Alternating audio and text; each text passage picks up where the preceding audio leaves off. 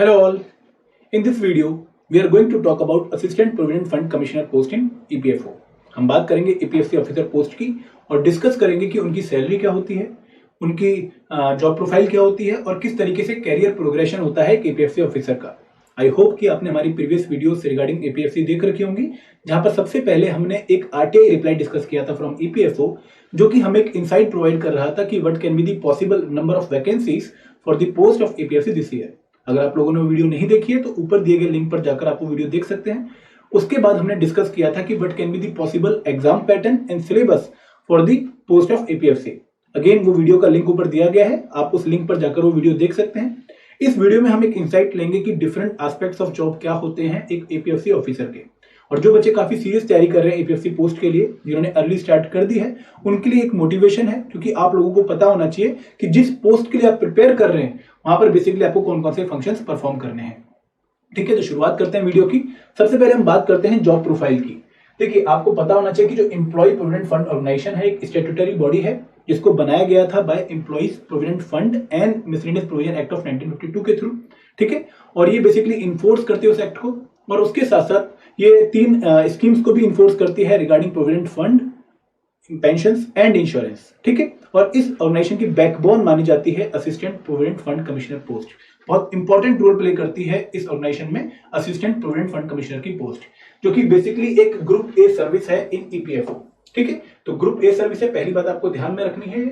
उसके साथ साथ जो रिक्रूटमेंट होती है for the post of EPFC वो दो मोड्स के थ्रू होती है। तो दो मोड्स कौन कौन से हैं? पहला है डिपार्टमेंटल प्रमोशंस। तो जो ग्रुप बी इन्फोर्समेंट ऑफिसर्स हैं या अकाउंट ऑफिसर्स हैं, उनकी प्रमोशन होती है on the post of EPFC।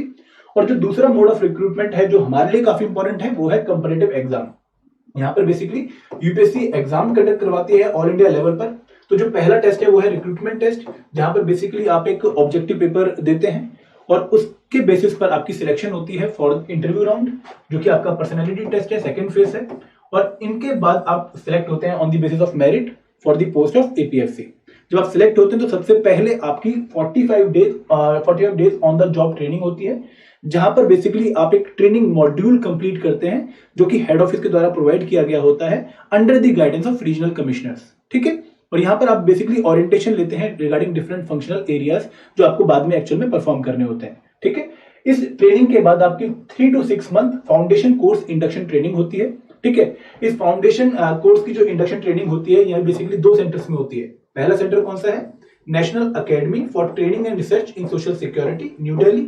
और दूसरा जो ट्रेनिंग इंस्टीट्यूट है जहां पर आपकी ट्रेनिंग होती है वो है national academy for direct taxes, Nagpur. ठीक है, इस फाउंडेशन कोर्स इंडक्शन ट्रेनिंग में बेसिकली आपके क्लासरूम सेशंस होते हैं, और उसके साथ साथ ऑफिसर लाइक क्वालिटी सेशंस होते हैं, जो कि काफी हेल्प करते हैं आपको एक पूरा आइडिया लेने में कि आप एक्चुअल में अब क्या जॉब परफॉर्म करने वाले हैं। ठीक है, तो बहुत ही इंपॉर्टेंट एस्पेक्ट है ये एक रिक्रूटी के लिए। तो आपको पता होना चाहिए कि किस तरीके से आप इनिशियल फेज में जाते हैं EPFC में। ठीक है, उसके बाद अगर हम बात करें डिफरेंट वर्क एरियाज के, जो कि बहुत इंपॉर्टेंट है आप लोगों के लिए समझना कि कौन कौन से फंक्शंस हैं जो एक EPFC ऑफिसर परफॉर्म करता है। ठीक है, तो सबसे पहला फंक्शन जो परफॉर्म करता है EPFC ऑफिसर वो है enforcement, exemption and recovery functions. ये फंक्शंस क्या है? देखिए, मैंने आपको बताया कि जो EPFO है ये बेसिकली इन्फोर्स करता है employees provident fund and miscellaneous provision act of 1952। तो जो एस्टेब्लिशमेंट्स इसके अंडर कवर हैं, वहां पर बेसिकली उस एक्ट की इन्फोर्समेंट कराने का काम कौन करता है? EPFC officer. इसके साथ साथ कुछ PF ट्रस्ट ऐसे हैं जो एग्जम्प्टेड हैं। ठीक है, तो उनकी कंप्लाइंस भी चेक करता है EPFC ऑफिसर कि ये जो PF ट्रस्ट एग्जम्प्टेड हैं, क्या ये कंप्लाई कर रहे हैं with the provision of the act. अगर ये कंप्लाई नहीं कर रहे होते तो उनकी एग्जम्पशन के कैंसिलेशन के लिए भी ये रिकमेंड करता है टू द सेंट्रल गवर्नमेंट। इसके साथ साथ ये रिकवरी फंक्शंस भी परफॉर्म करते हैं। जो PF ड्यूज होते हैं एम्प्लॉयर से, उनकी रिकवरी के लिए भी इनकी ड्यूटी होती है।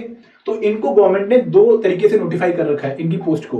गवर्नमेंट ने इनको इंस्पेक्टर की ड्यूटी भी दे रखी है एंड रिकवरी ऑफिसर की ड्यूटी भी दे रखी है। ठीक है, सेकंड फंक्शन क्या है? Quasi judicial function. देखिए, जितने भी एक्ट के रिगार्डिंग डिस्प्यूट होते हैं, ठीक है, क्लेम्स के रिगार्डिंग डिस्प्यूट होते हैं, वहां पर ये एक जो इंक्वायरी है वो कंडक्ट करते हैं। तो ये इनका क्वेसी जुडिशियल फंक्शन है। उसके बाद जो तीसरा फंक्शन है परफॉर्म करते हैं वो है finance and accounts, banking, pension and legal function. तो बेसिकली जो अकाउंट मेंटेनेंस होती है या फिर क्लेम सेटलमेंट होती है, उसके साथ साथ जो पेंशन्स की डिस्बर्समेंट होती है वो टाइमली हो, सही तरीके से हो, स्मूथ हो, वो ये इंश्योर करते हैं। फिर लीगल फंक्शंस में क्या है कि जो एक्ट एंड डिस्प्यूट्स, एक्ट की इंप्लीमेंटेशन के रिगार्डिंग जो डिस्प्यूट्स आते हैं, अगर वो आपके मजिस्ट्रेट कोर्ट में चले जाते हैं तो वहां पर ये एक असिस्टेंट पब्लिक प्रोसिक्यूटर की तरह भी एक्ट करते हैं। इसके साथ साथ जो फाइलिंग ऑफ द केस है, उसके रिगार्डिंग जितनी भी डिटेल्स प्रिपेयर करने हैं, वो सारे काम एक एपीएफसी ऑफिसर परफॉर्म करता है। ठीक है। फिर उसके बाद इनका जो नेक्स्ट फंक्शन है वो है human resource management and customer service.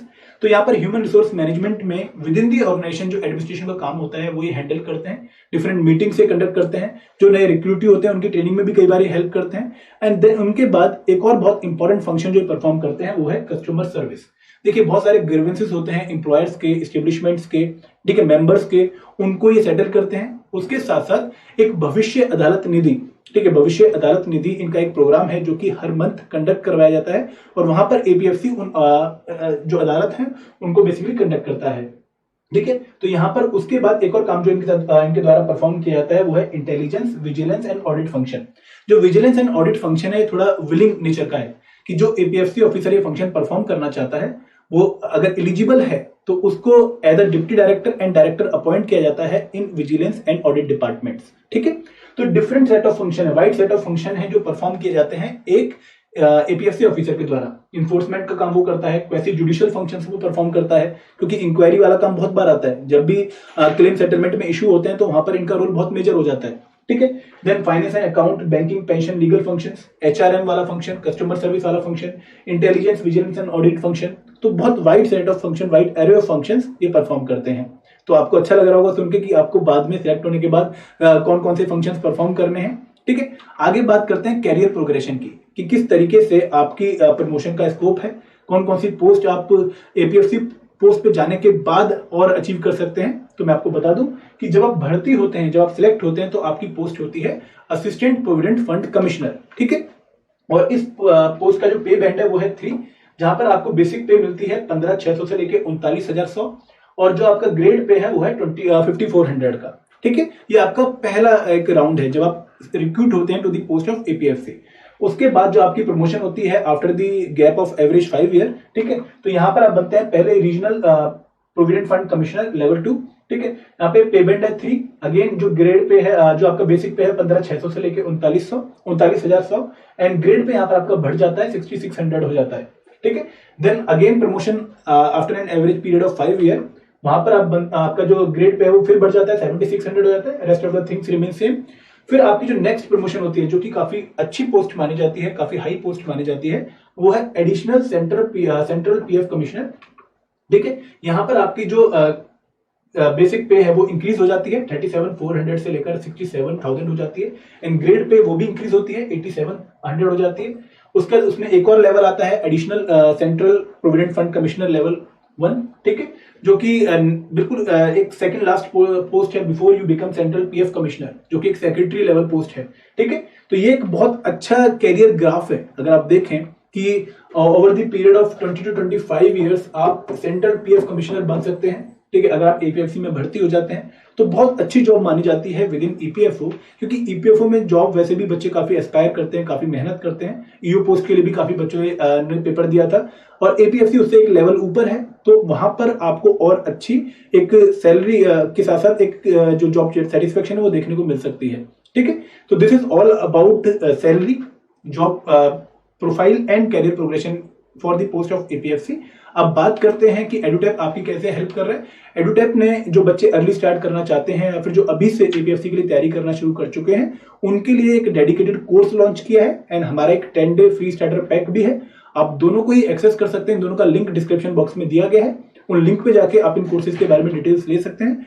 और I will like to tell you कि अगर आप अर्ली स्टार्ट करेंगे तो आपका फायदा होगा, क्योंकि यूपीएससी एग्जाम कंडक्ट करवा रहा है तो एग्जाम का लेवल अच्छा है। अगर आप 2015-16 का भी देखें, 11 का भी देखें, तो यहाँ पर आपको एक अर्ली स्टार्ट लेनी पड़ेगी। ठीक है। This is all from my side. Thank you very much friends. जय हिंद, जय भारत।